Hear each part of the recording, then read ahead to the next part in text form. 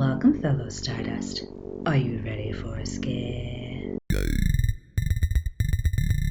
If you're new here, my name is DeRay, aka rainbowFRIGHT, lover of all things dark, creepy, and weird. And today, I'll be comparing the original Fright Night to its remake with special guest Anthony of Fever Dreamland Theater. The last time Anthony was here, we compared another one of his favorites to its original film, John Carpenter's The Thing. And I'm so excited to chat with him again. To find out more about what he's got going on over on his channel, stick around to the end. But for now, please join me in welcoming back Anthony.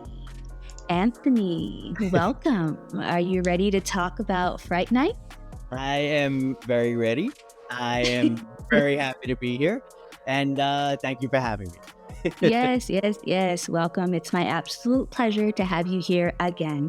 But before we jump into our chat, let's give our fellow Stardust a brief synopsis for both movies. In the original movie, teenager Charlie Brewster discovers that his new neighbor, Jerry Dandridge, is a vampire preying on the local community. With no one believing his story, Charlie turns to a washed-up TV horror host, Peter Vincent, to help battle the suave bloodsucker. As Jerry sets his sights on Charlie's girlfriend, Amy, the pair must summon their bravery and cleverness to outwit and overcome the undead bloodhound. The remake follows the same premise, but this time we are set in Las Vegas. And Jerry Dandridge is now menacing and predatory versus sophisticated and charming. As the stakes rise, Charlie teams up with Peter Vincent once again, who this time is a stage magician and vampire hunter who succeeds in helping him save his family and friends. So Anthony, you mentioned before that this was one of your childhood favorites. So tell us a little bit about the first time watching this, your feelings about it, and also tell us about your first time watching the remake. Okay, cool. So with the original, back in the 80s at some point, this was one that we ended up getting on VHS, on videotape, I believe. I'd never heard of it at all, but I know it was just a horror movie. We popped it in, and I loved it from the very beginning, and it became just a regular watch, like, oh, let's watch Fright Night again. Also, I don't know how many tapes we had back then, so it was like, it's either Fright Night or Gremlins or any number of those sort of things, in that era, or Ghostbusters or something like that. But Fright Night was definitely an early horror favorite for me. I think what's cool about it is that I definitely fell in love with it early on, but as the years went by, you learn more about the background, behind the scenes aspects of the movie, and all the actors and players in the movie, and you start recognizing him from this and him from that, and Roddy McDowall especially. So it's just kind of cool, and I love that now, decades later, it still has a pretty strong fan base, and it still holds up pretty well, at least to me. And this is fresh territory for you and I, because I feel like we've discussed The Thing a couple times in the past, and we've discussed some other things, but we've never quite got into vampires yet, and we've never quite got, so this is exciting because it's fresh territory. So so yeah, that was it. So yeah, definitely a fun watch, a movie I'm always very happy to revisit. Yes, it's also fun too because we both don't know each other's feelings about the remake. You don't know my feelings about the original, so we're about to find out right now. Yes. Okay, cool. Did you want me to go into how did you like the remake when it came out? Did you see it when it came out? Did it take you a while to watch it? Did you love it? Did you hate it? Okay, so yeah, the remake. So I'm gonna be honest on this one. The remake came out with 2011, right? Right. So now we're talking it's many years later. I'm already super nostalgic, and the original is just sort of stuck in my brain. That's the movie. Oh my God, I can't believe they're remaking this. Gave it a shot. Didn't hate it, but didn't love it. This was back then. I didn't get to see it in a theater. I think this was just something that I rented or something back in the day when it came out. But I did watch it new. It came out in 2011. Maybe I saw it in 2012 or something like that. Again, didn't love it. Didn't hate it. Had some problems with it. Back then, I was a little bit more stuck on the original and just kind of not willing to accept new actors, a tweaked story, or any of that. But I did rewatch it, special for this discussion, and my feelings have changed a little bit on it. I will say I think I like it more, and I will say I think I appreciate the performances a little. I appreciate the performances, especially from like Anton Yelchin, rest in peace. He was really good in this. It would have been nice to have even, obviously, it would have been nice to have gotten a lot more from that actor just in general, but it would have been nice to have even seen these movies continue with him. I do think that there was enough there to have maybe gotten a franchise going. I would still say, like, don't love it, don't hate it. So I have issues with the movie. I do have some issues, especially with the remake. Sure. So the original, I definitely enjoyed. I really just wish I had watched this as a kid, because I know I would have loved it, and it would have been something that I would have cherished today. And, vampire movies, I like, The Lost Boys, was comparable to this one. And that's my go-to vampire movie. The vampire movies in general, I didn't really gravitate toward. When I watched them, I liked them. But it wasn't something that I would seek out necessarily. But given that, watching this one in 2025, I enjoyed it. The effects, I think, held up. The story was kooky and funny, and that's fine, because we know it's a comedy horror. So even though things are kind of not making total sense necessarily, it's fine, because it's all about the experience. The whole Peter Vince character was just a whole lot of fun. The combination of Peter Cushing and Vincent Price was just so cute. And then having this guy kind of be, the opposite of those actors or the characters that they portray too, just kind of being lesser of a person, kind of the hack version of those people, kind of. So yeah, I enjoyed it. So, but then, going into the remake, the cast is just incredible, and everybody does an amazing job with their role, with the script that they were given. But for me, this remake was just completely unnecessary. I did not like it. So I watched it twice for our discussion, and I was like, oh, sure, I'll like it more in my second watch. And I probably did by 1%, maybe. I liked it, maybe. So a little bit. And I find that very interesting, because I feel like you don't have any nostalgia attached to the original. So there's no bias like, hey, where's, this is different. I've seen this movie decades, for like decades now. So there's always that bias attached to it, but you don't have that. So it's interesting that you went into it. You have a 2000s horror movie. That's an era that you like plenty of horror from the 2000s. Yes, that's one of my decades. Yes. But yet here we are, and you did ultimately prefer the original, you'd say. Yes. And it didn't have the heart of the original that was just so clearly there. Yeah. And I get it that it was a 3D comedy horror as well, and it was supposed to be kooky or whatever, but it just didn't land for me. It just felt cheap, and the lighting was off. It just felt too I don't know. You're right. There was a sort of a flat quality to some of it, and a little bit of a cheap. I have in my notes, I have pages and pages of notes, and it's like CGI blood. It's like CGI blood. Nope. No, I'm not going to be able to see it. CGI blood. Nope. Yeah. Nope. Just the second you see that, you're like, oh my God, how come a movie from 1985 with practical effects, and they did not have a big budget on that movie either? Those effects, I'm sorry, for me, hold up infinitely better than effects on this movie that was made. Yeah. I'm guessing maybe they made it in 2010. It came out in 2011 or something like that. Whatever. 2000 CGI.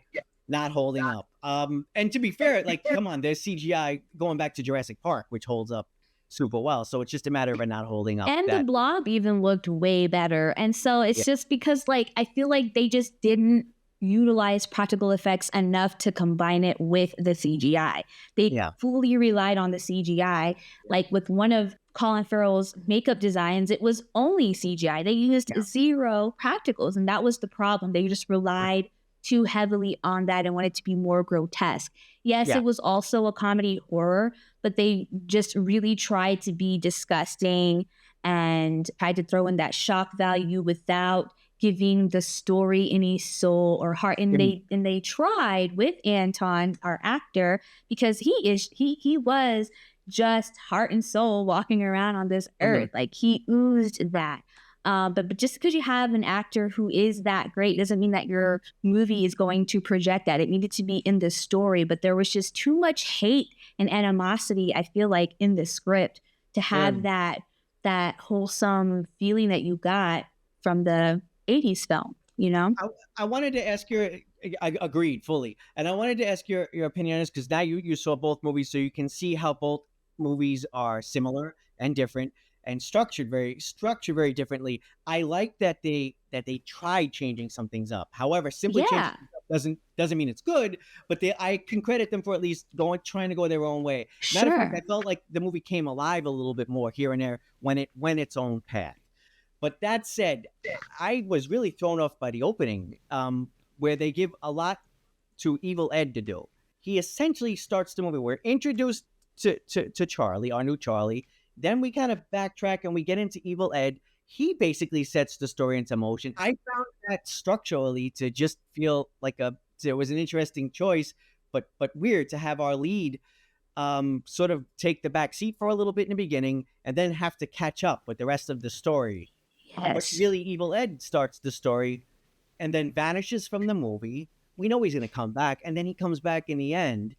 And I just felt like structurally that was kind of odd. No, yeah, I agree. I didn't like that Ed was the one who found out that the neighbor was the vampire. I liked it more when Charlie is, Yeah, looking across the alleyway or looking through the window of his neighbor and finding out little by little and has yeah. this suspicion. Because Yes, when in the remake, Ed announces it, that just took away all of the suspense and that's it. mystery. I've been looking into it. He's a vampire. Oh, okay, thank you. Well, because yeah, he We're said gonna it, just but for the tell. We're not audience, gonna and show. especially for fans like you, it's like, okay, well, that kind of just takes the wind out of it. But then, of course, Yeah, when they go to Adam's house, their friend, then he explains, yeah, I've been looking into it, like you just said. But it's like, okay, but you already deflated my, yes. suspense 5 minutes ago, and now you're giving me some information that I just don't care about because it's not even that much information in the first place. The entire opening got the movie off to a very just weak start. To its credit, I feel like, at least for me, if you stick with it, you watch it, there's some good stuff that eventually comes. That when David Tennant shows up, that's good. I like how he slowly peels off his makeup and we get the real guy that's underneath all of this glitz and glamour. That was kind of cool. To be clear, there's nothing in this remake that is touching the original. I just want to in my opinion, Okay. nothing Okay. across the board. That said, there is some good stuff. I feel like if you stick with it as the movie sort of goes its own way and starts to carve out its own path, you get some nice moments. I don't know that it makes for a great movie, but you get some decent moments. What I find interesting about this is I've seen mixed reviews for this online. Like where some people are like, "Oh, I love it. Oh, it's a solid remake or whatever." I feel like when I watched it, I could see more people. I feel like I should see more people hating on this, especially I in this climate know. right now where everybody hates on Yeah. everything by default anyway. But this movie has some love to its credit, so I don't want to. I mean, like I said, I'm a little bit mixed on this one. I think I'm maybe giving it a pass, probably a slightly more than you are, but yeah, like I'd have to grade it on a curve or something like that. Yeah, when I watched it, but I didn't want to see what the ratings were necessarily. I always like to see what the numbers are after, and I thought, oh, okay, yeah, not many people are gonna like this. But I was surprised to see that on like Rotten Tomatoes, IMDb, and then Letterboxd too. Like the ratings are pretty high, but I just couldn't connect with it. And I think it was because of the cast. It was really hard to hate on something with Yeah, Colin Farrell, you're right. Anton, and Tony Collette. It was just too difficult. But I don't think it was a lot of like huge super fans of the original who loved it. Yeah. I just think those folks had a big following behind them, and they all just rated that high. I'll give it credit for one other moment that caught my eye. It's toward the end of the movie. Jerry Dandridge is on a rampage. He's essentially on a rampage throughout this whole movie. Bit of a one note character, but we'll get to that. But like anyway, I like the scene where he's walking into the building. I believe he's after Charlie, and there's a security guard who's like, "Hey, stop! You can't go up there. You can't go up there." Yes. And the security guard comes up from behind his desk. We pan down, and he's not on the screen, but he's killing the security guard. Well done. That was probably Yes, my I favorite had that in scene. my Well done. notes. I You loved had it in your that. notes. I had to Really write well it down. done. I was like, What love, is it? love, That's at love. least something. It's clever. It's inventive. Yes. I'm not sure because you only saw it. To be fair, you only saw the original Fright Night fairly Yes, recently. just now. So Yeah. we did have some fun moments in that where they played with that idea of not being able to see Yeah. Jerry Dandridge in the mirror. The most famously, when he sneaks into the house and he's in Charlie's mom's room and he walks and you have the mirror there and he opens up the Yeah. door. Really well done. So that shot, so the shot in a remake reminded, it was like it felt like it was in the spirit of that, and Yes. it felt like it was interesting in Yes. and of itself. So I'll give An them credit. upgraded, technologically more Yeah, advanced version it, of that. well done on that much. I Yes. think between the both of us, we still have plenty of problems with it, but I'll give it credit for that one. Hey, guy. Yeah? Fuck.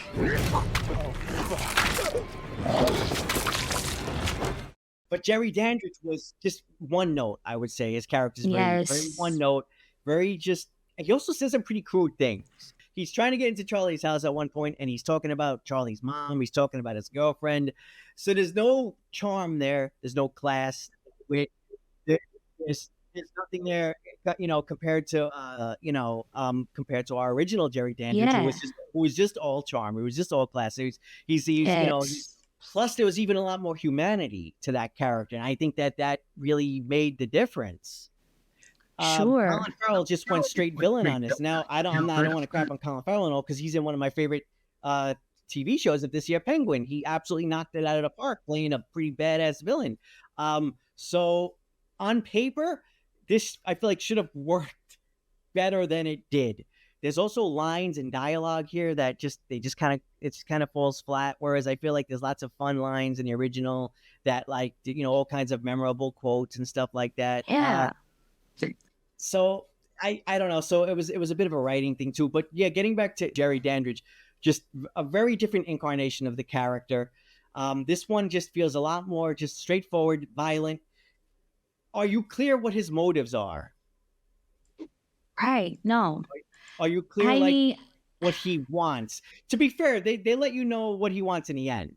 It seems like he's rebuilding his tribe, right? Who are in a wall in his basement. Okay. That's kind of different. Not sure that I like it, but Yes, I feel the same way because, we had in the original, Jerry, was drawn to Amy because she was essentially a reincarnation of a past love. And I just loved that motivation. With the remake, though, Colin, he's just immediately menacing and predatory for no fucking reason. Yes. So we see him get introduced to the mom and Charlie. And then right after that, his next scene is him eating an apple angrily. And it's like, why, bro? And I guess maybe it's because he's hungry, because he's considered a snacker and he likes to suck on his people periodically and keep them locked up. And it's just like, okay, fine, whatever. That was a new we'll element go with too. that.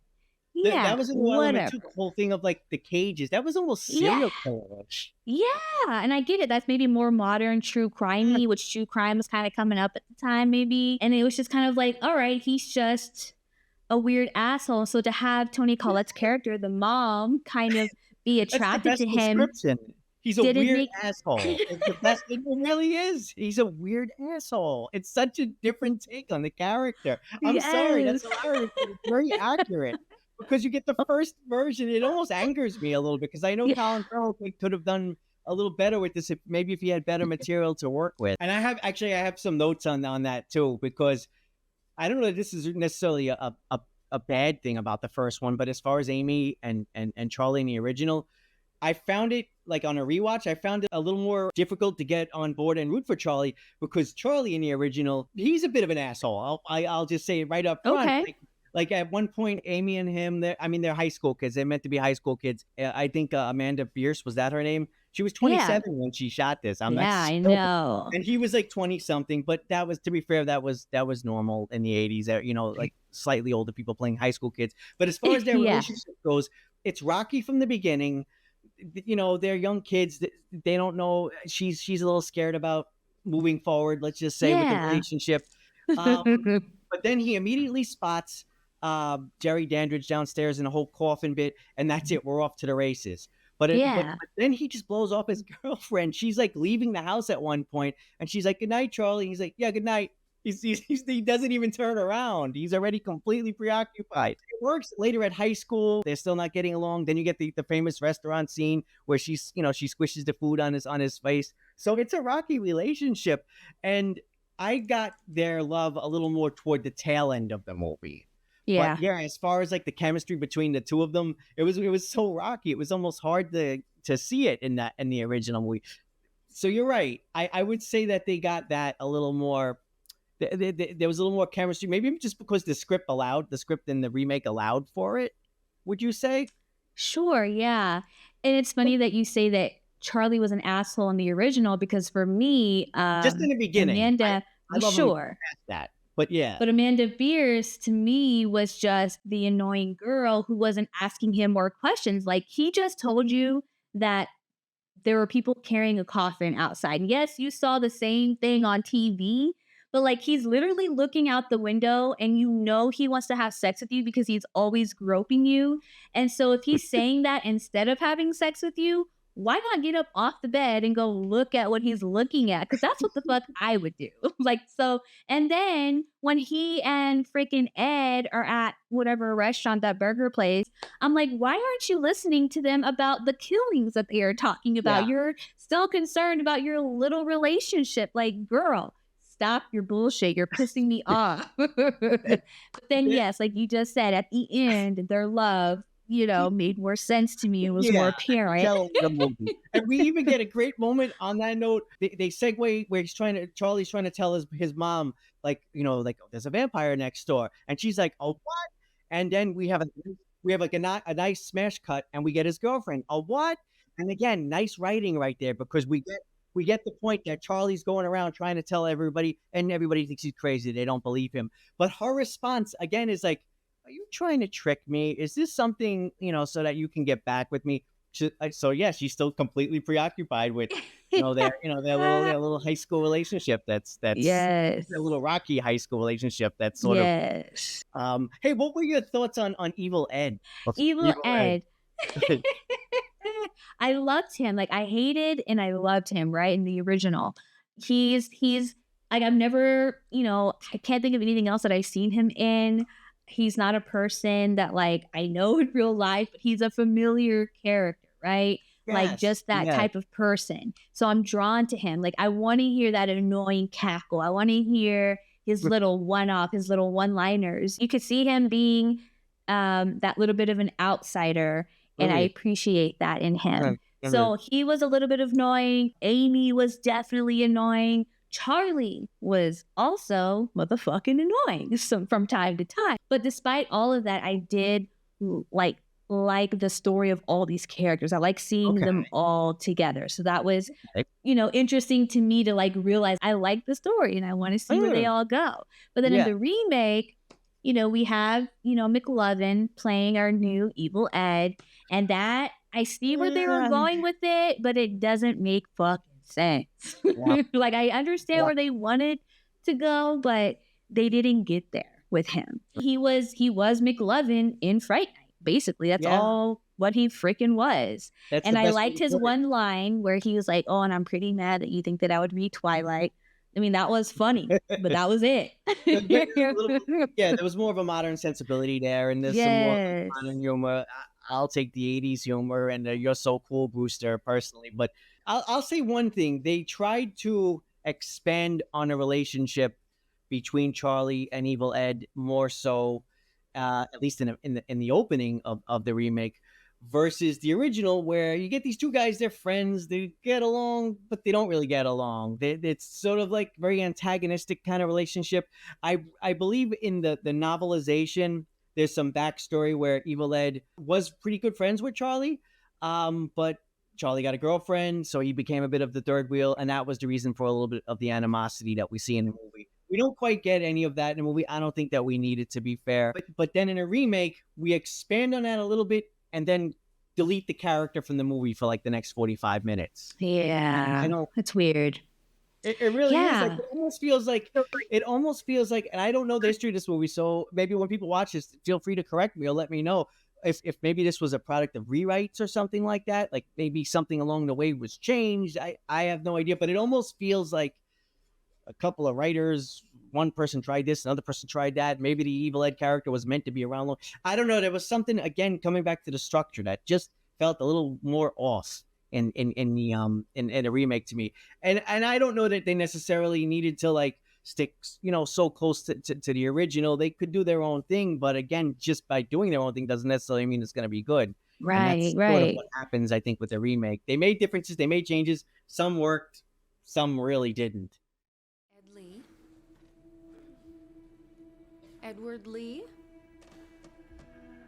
Zach Taylor. Here. Beth Tepper.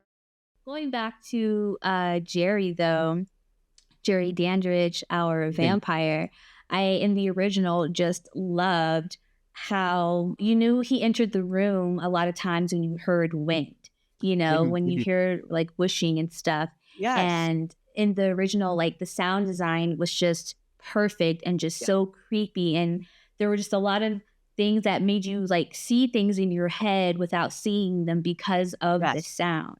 Yeah. And I love in the beginning how we hear like the smacking sound and it's, our couple making out. It's funny how in the remake, we hear that same smacking sound, but instead now we have a dog eating its dog food, and it was just a different source of that sound. So I thought that was funny. So like, yes, we get, the introduction as a comical intro to let us know that it's going to be extra goofy. Good catch. I didn't quite pick up on that. It's a good catch. Yeah. With what you were saying about the sound design, that's a great point. Because they do all of these great bits with Jerry traveling. He obviously has, the power of flight, but we don't necessarily, get Chris Sarandon up on strings or anything like that. It's just sound effects. It's all done through sound effects. Yes. And like you mentioned, the wind sound. And we get the idea that he's flying about these houses and he's creeping in and that's how he's traveling, and you completely believe it. It was probably a budget issue, like that, they couldn't have him up on strings or something. Sure. But it worked so well because, like you said, you imagine it. You imagine him like that's how he's getting around. I loved it. And but whereas in the original, Colin Farrell, he's just gonna kick the door down or something like exactly. that. Like you said before too, he's more like a serial killer, real type person. Walking around doing human shit. And so we hear Jerry in the original swooshing around in the wind. And then we finally see him like actually move. And then the shadow of him turn into a bat. So we finally get to see the source of that wind. And I was just like, perfection. Because I'm like, let me rewind it. Did I miss something that I didn't see? No, I'm just hearing shit. And then finally I hear and see the shit at the same time. I'm like, yes, like that was just beautiful. That little bat when he's fighting against Roddy McDowell looks so vicious and nasty, and we get these little sound effects. It's just absolutely sinister looking, and but so other. There's no equivalent in the remake. There's none of that, and we get another great transformation with Evil Ed, right into the. Oh my gosh! So it lasted for so long. Like, I was like okay with how long it took because it was perfection, and yes. Yes. I want to say one thing about that moment. I, as a kid, remember watching that. That moment scared me when he was dying and moaning. Yeah. And I felt bad for him, even though he was the bad guy, because he was like moaning and wailing, and you just kind of feel bad for the guy. It was a brutal end. But yeah, that's another one of those moments that, like, oh my God, I was probably too young to be watching that, but whatever, it is what it is.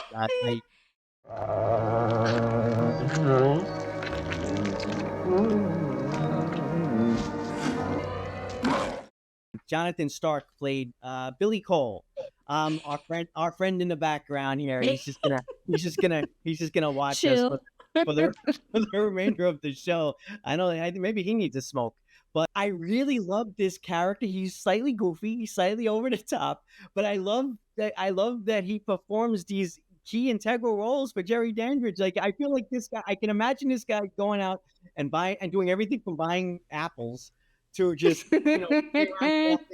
and I love that we see him painting the windows black and doing all of the things that a good servant is supposed to do, right? And maybe then some, like as we've noted. I mean, you get some pretty specific shots in this movie that certainly are suggestive, but this character unfortunately is completely absent from the remake, and I think maybe the remake could have used some levity, something to play off of. But then again, I could have seen the remake bungling it just as much.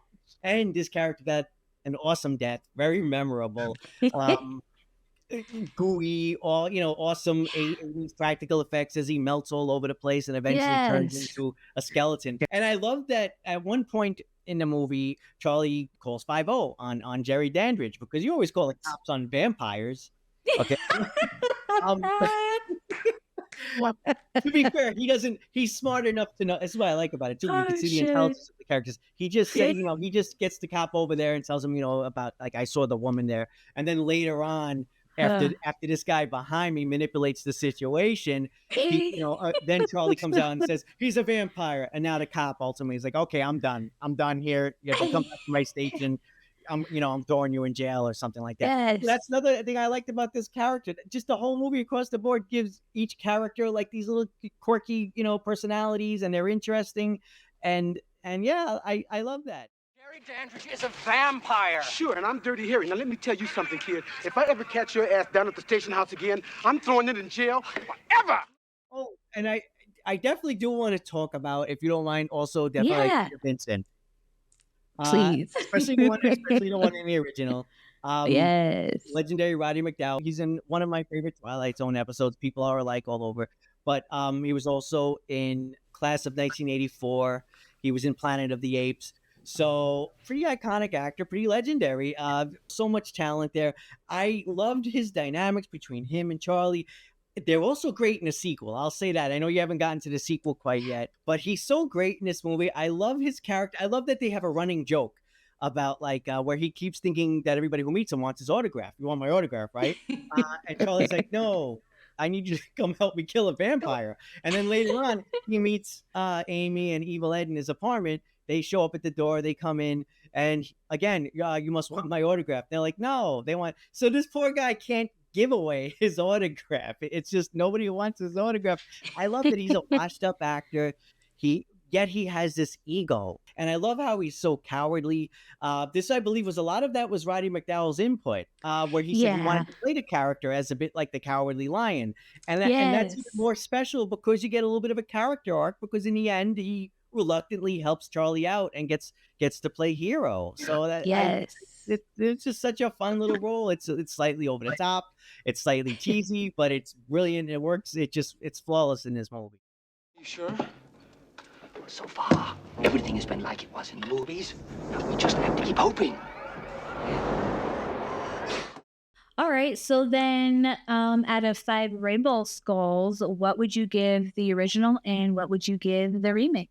So for the original, I'm going to go with 4. A very solid 4. I could probably even be talked into something higher than that, but I'm going to stick with 4. And then the remake? Oh God, I don't know, 2.5. I'll give it 2.5. Okay. Yeah. Okay. All right. It's So fine. No, yeah, I would have to honestly agree. Like, you gave both ratings that I would give. The Really? original gets a 4 and the remake gets a 2.5. So, so go ahead then and let our fellow Stardust know what you've got going on over on your channel. All right. Well, first of all, thank you again. It was awesome being here. I really appreciate it. Good times as always. As far as my channels, stop by, fellow Twilight Zone fans. We're going to be revisiting the 5th dimension. Where else are we going to go? However, I will say this: we might just be revisiting Night Gallery. So we're going to stick with Rod Serling for a little while. And I think I want to get back into some movie reviews. I have to give some thoughts on some other stuff too, because whether it's old or new, I always find myself having ideas and thoughts about other films. So I think I want to dive into some other stuff as well. But 2025, hoping for a good year. Hell yeah, hell yes. So all of his links will be down in the description, Stardust. So check it out. And if you like what you see, please give him a follow and a sub. And all right, until next time, Stardust. Peace.